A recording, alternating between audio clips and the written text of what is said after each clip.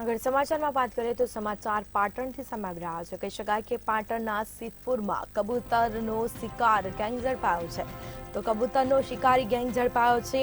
એરગનથી કબૂતરનો શિકાર આ ગેંગ કરતી હતી, જેમાં એસઓજીની ટીમે 8 જેટલા શખ્સોને એરગન સાથે પકડી પાડ્યા છે.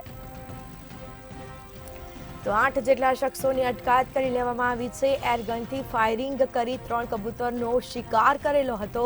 પોલીસે એરગન અને 106 જેટલા છરા કહી શકાય તેને જપ્ત કર્યા છે અને સાથે જ 8 શખ્સોની પણ અટકાયત કરી લેવામાં આવી છે.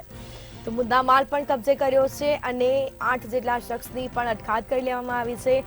સાથે જ પોલીસને બાતમી મળી હતી અને બાતમીના આધારે કાર્યવાહી હાથ ધરી છે. એસઓજીની ટીમે દ્વારા આ શખ્સોની હાલ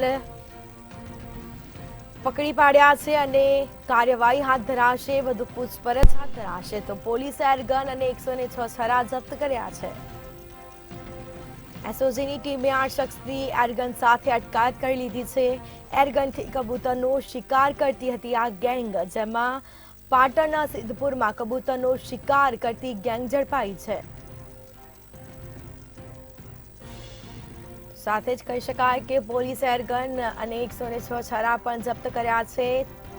એરગન સાથે 8 શખ્સની પોલીસે અટકાયત કરી છે, વધુ પૂછપરછ હાથ ધરાશે. તો એરગનથી કબૂતરનો શિકાર કરતી ગેંગ ઝડપી પાડી છે. પોલીસ દ્વારા કાર્યવાહી હાથ ધરાશે.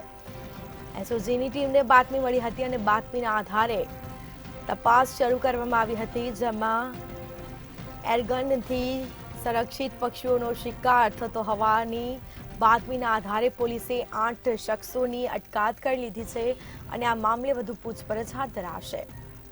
આ મામલે વધુ કાર્યવાહી હાથ ધરાશે. એરગનથી ફાયરિંગ કરી 3 કબૂતરનો શિકાર કરેલો હતો અને પોલીસ એરગન અને 106 છરા સાથે 8 જેટલા શખ્સની અટકાયત કરી લીધી છે.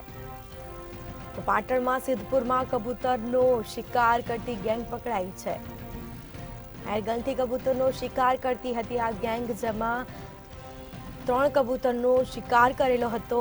ફાયરિંગ ગન કહેવાય એરગનથી શિકાર કરવામાં આવ્યો હતો. હાલ 8 શખ્સોની પણ અટકાયત કરી લેવામાં આવી છે અને તમામ મુદ્દામાલ પણ એસઓજીની ટીમ દ્વારા કબજે કરવામાં આવ્યો છે.